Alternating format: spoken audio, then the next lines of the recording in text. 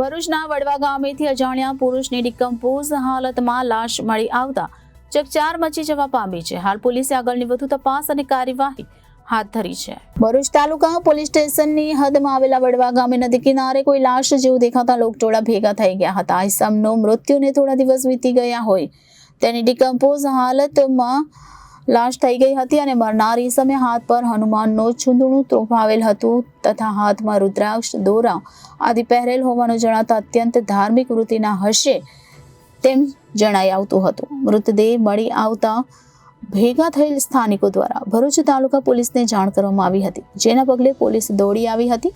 પોલીસે સામાજિક કાર્યકર ધર્મેશ સોલંકીની મદદથી મૃતદેહનો કબજો લઈ તેને પીએમ અર્થે ભરૂચ સિવિલ હોસ્પિટલ ખાતે ખસેડી તેના મૃતકના વાલી વારસાને શોધખોળ આરંભી હતી. મૃતકની હત્યા થઈ છે કે કોઈ અકસ્માત બન્યો છે તેનું ખરું કારણ પોલીસ તપાસમાં જ બહાર આવી શકે છે. Reporter Viral Gohil, Janadesh news, Bharuch.